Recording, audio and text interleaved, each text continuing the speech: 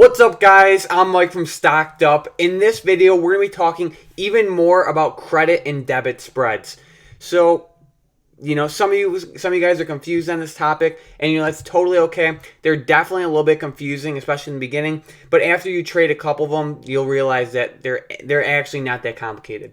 So, whether you're selling a credit spread or you're buying a debit spread, you want to let them expire like 99% of the time. So, for example, let's say we are looking at Starbucks. If we go to Starbucks, and let's say you sell a credit spread, a call credit spread, let's say you sell a 93 strike call, and then you buy a 94 strike call, right? So that's a credit spread.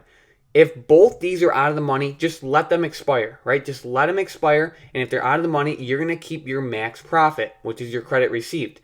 If these are in the money, that's bad for you because with credit spreads, you want both the options to be out of the money. So if they're in the money, you still want to let them expire because even though you're going to have your max loss, you're going to avoid paying extra commissions if you exit, like even if the option is like about to expire. So for example, let's say the option expires on Friday, which it does, and both the options are far in the money. You're already at your max loss anyway. So if you get out of them and then you trade out of them, you're going to have to pay commissions again, right? If you're on Robinhood, it's different, but you probably won't even be able to get out because no one will be willing to buy from you. But 99% of the time, whether you won or lost, just let the option expire. If you're selling credit spreads and both the options are out of the money, congratulations, you made your max profit. If both the options are in the money, then you lost, all right? Let them expire though. What's going to happen is you're going to be assigned the option that you shorted, and then you're going to assign the option that you longed. Your brokerage is going to handle all this automatically. It's going to look like you lost, $7,000 or $10,000 or $20,000. Don't be scared. People in the past, when they sell credit spreads and they expire, what happens is you get assigned, and pretty much you are forced to buy 100 shares of Starbucks for $93. So it looks like you lost, $9,300, right? But then what you do is at the same time, you go and sell your 100 shares of Starbucks for $94. That's what happens when you assign something. So bottom line, your risk is predefined. You can't lose more than Robinhood will let you lose that you have in your account. But just let them expire. You're going to be assigned.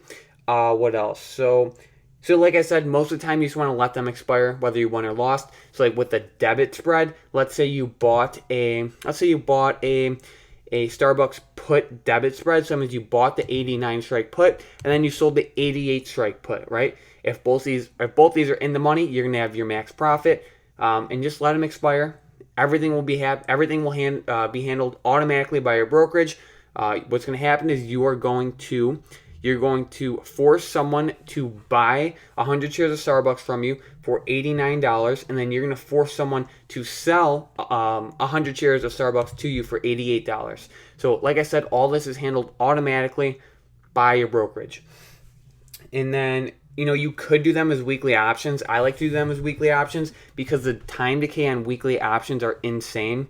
So like, for example, if you sell an option that expires in 59 days from now, it'll decay like $5 to $10 a day, right? But if you sell an option that expires in 3 days from now, it will decay $30 to $40 a day because time decay, which is Theta decay, is exponential. So the closer you are to expiration, the more the options are going to decay.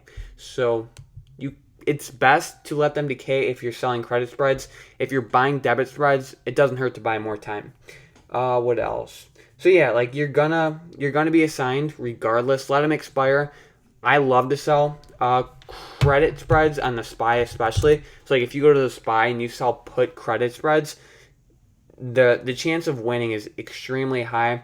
SPY is pretty stable in general. Just watch out for like if bad news comes out, you could get burnt. But for the most part, like this is the U.S. economy. So if you're selling put credit spreads on this, it's pretty safe and pretty consistent. Like I said, just be careful. Watch out for news and just protect yourself like that. You can't lose more than you have unless you're investing on margin, which I don't recommend. If you have any other comments, feel free to let me know in the comment section down below, or even ask me on Facebook. But other than that, thanks for watching.